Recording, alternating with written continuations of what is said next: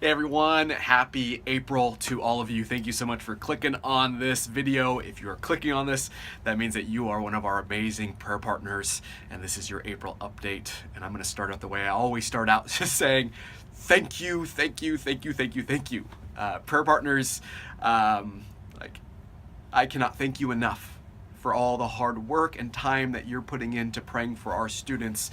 The fruit that we see every single day has to do with you. It has to do with God being willing to listen and hear our prayers and then respond to those prayers. And you are the ones praying. You are the ones changing the lives to our students through the grace of God. And I just want to say thank you for doing that. I don't think we'll ever know what a big deal it is until we meet Jesus. But I am very thankful for you. Thank you for all your hard work and partnership in the ministry. Partners, I just want to update you really quickly first on what's coming up and where we're going, and then I want to encourage you. And then here's my prayer request to you. If you get this, here in the Easter season, we're going through the cross. I said this last update, but man, keep praying for our students. We're really believing that as we tell the story of the cross leading up to Easter, hearts are being changed. People and students are being affected by the grace of God and hearing about the great story of Calvary. And so thank you. Keep praying on that.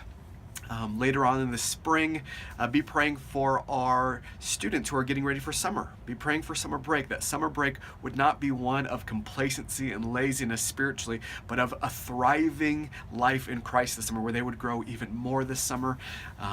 Be praying for our seniors that are graduating this upcoming year, that this transition of life would be one filled with them saying yes to Jesus and his call in his life, and not just the call to go to school. And though all that is good, we want Jesus at the center of their lives more than even school or the next job. Let them see Jesus. So be praying for those things. That's just a few things to keep in mind. Just with the few minutes that I have left, praying for you guys today, and I was thinking about this, and I hope this is encouraging to you. Reading about Matthew 6, the disciples come to Jesus and they say, Jesus, teach us how to pray. And Jesus kind of gives the Lord's Prayer, right? And he starts out like this. He says, Our Father in heaven, hallowed be your name.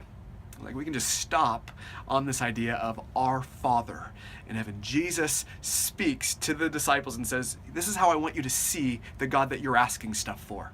See him as Father. Abba would be the Greek word that we see used there. And here's what I think. Jesus is starting the context of praying with this assumption, that you know God as a close, intimate, loving Father that you can come to whenever you want.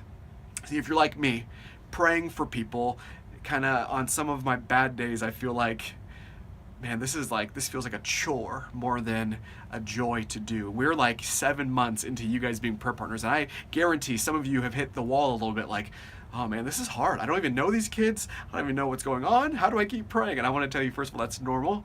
But second of all, I want to encourage you with this. The times that you come to God to pray for our students or for anyone, it's not just a chore.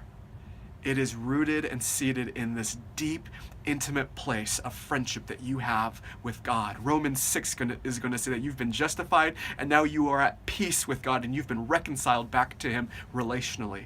I think about it like this. My daughter, Tirza, she comes to me and she likes to ask me for stuff a lot. And something that we're starting to do with Tirza is that whenever she comes and asks me for something, I'll say yes to it, but I remind her that when she goes and gets it, when I give it to her, she has to spend time with me. Hey, you can ask for whatever you want, but I want you to know, I'm not just here to give you stuff. I'm here because I want to be with you. And so I actually make Tirza sit on my lap and I get to cuddle her for 30 seconds or however long she lets me. But I'm trying to make this point that I am not a father who's just interested in just giving stuff away. I'm interested in deep, loving relationship so that when my daughter comes to me, she looks forward to time with me as well, not just the thing behind me. And I want to tell you this today, Lighthouse family. God is looking to you more than just as someone who's giving you something. He's not some cosmic Santa Claus. He is the God who is deeply and intimately interested in your life. And so what does that mean for us today in the place of prayer? That means that prayer is it is not a chore. It is an honor. And whether we get the thing we ask for or not, you got to approach your Father, Abba. You know, I think of Romans 8 now, where it says that inside of all of us, the Holy Spirit is dwelling, and it's there, and one of his number one job descriptions is, according to Romans 8, is that he testifies inside of your heart. Abba, Father, the God who loves us. That's actually what he's doing in our hearts. He's reminding us that he is interested in relationship more than just answering prayers.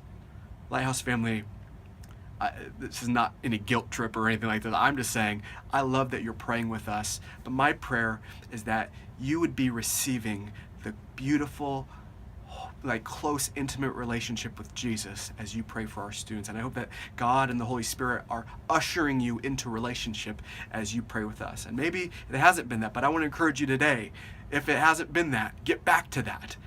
Come back to Jesus, be reminded how good it is to draw near to his throne, Hebrews would say, and be bold with what you ask for, knowing that you have a Father in heaven, not just some cosmic Santa Claus. Lighthouse family, I hope this is encouraging to you.